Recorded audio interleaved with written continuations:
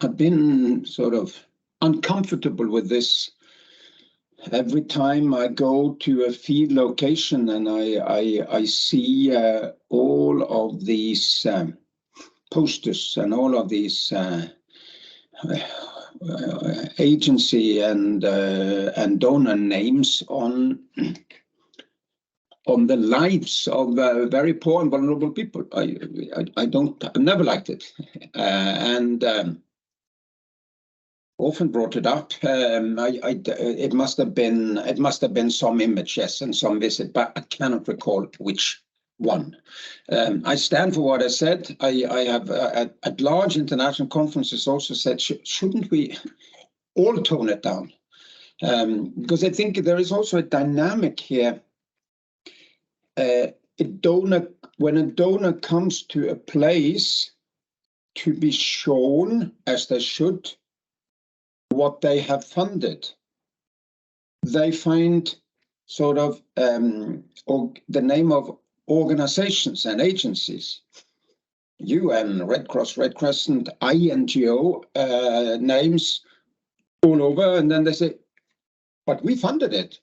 We need more of that. We need much more. It's unclear who funded it. They should know who funded it. We have to tell our taxpayers, that there is there needs to be visibility. So in a way, then they also could get all of their names on, which sort of competes with the names of the organizations, and who owns the visibility becomes a little bit of an arms race. I think we need to tone it down, all of us, and then distinguish between two things.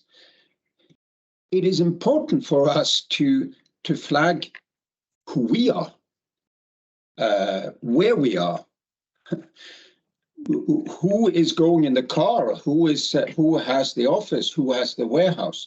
So of course, NRC, we will never stop being transparent and open with whom we are, and in many places it's also a protective emblem. For the Red Cross, Red Crescent, it's in by law that they have to brand themselves, and it is a protective emblem. No one should attack them. Can you give us a sense of what it looks like in practice? For example, in the Rohingya refugee camps in Bangladesh, people always talk about how branded the camp is. Can you describe what it looks like, either there or somewhere else? Yeah, the refugee camps, the camps in general are definitely like that. There is hardly a tent or a building or a structure that doesn't have the name of often both the organization that erected the structure and the donor that funded the structure. So in a way, flagging, it's not the refugees' place, it's not their home. We own it, or sort of we project us in it. I remember one case back in time where there was a desperate need for tents, and we offered tents, and the agency that was in a way running that specific operation said, "Oh, is it branded with NRC, the tent?" Then no, then we cannot have it. It wouldn't fit. That it is our thing. We need our logo on the tents, which delayed the tents arriving to the people. I found that incredible. I've seen organization names on the smallest toilet, with the organization and the donor, and let them go to the toilet in peace. Really, I would say.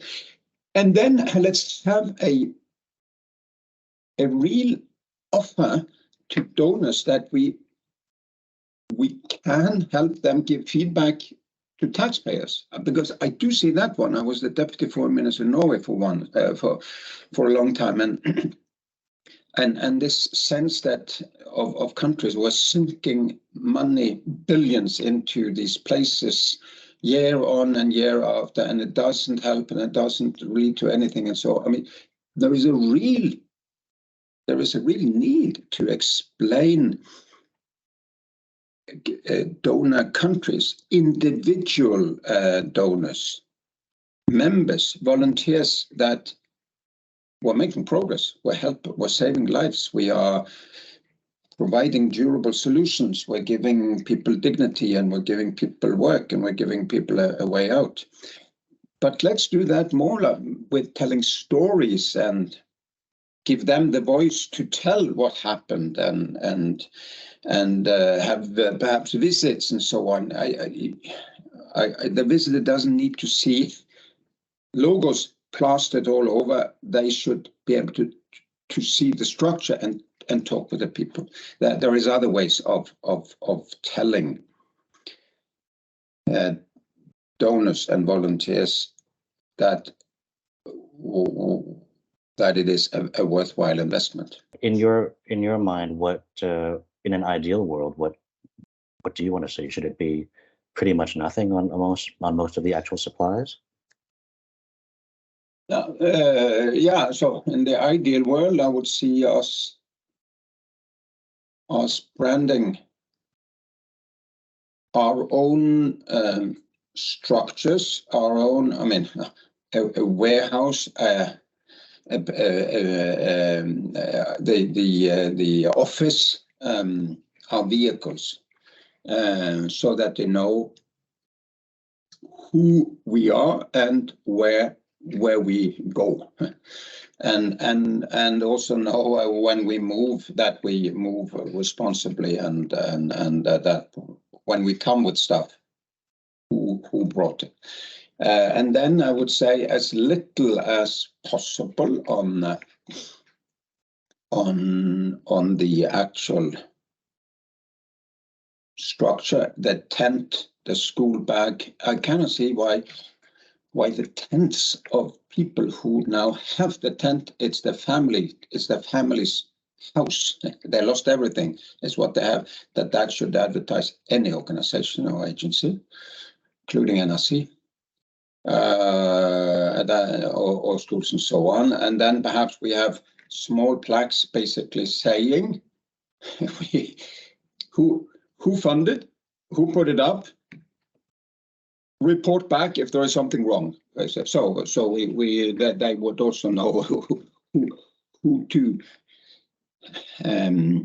give notice to if there needs to be a follow-up. I think that would be the ideal world. I'm not naive. I think we're very far away from that. What I predict is rather in a more competitive climate for funding. Funding is going down. 2024 will be a very tough year. 2023 is a very tough year for very good and very large agencies. I think there will be more pressure to really showcase in a way to the world that we're doing well and that we need more money. Look at all what we're doing, send more money. So I see in a way more drivers for more branding. I would like to suggest that it would be an interest for the people we help that we have less.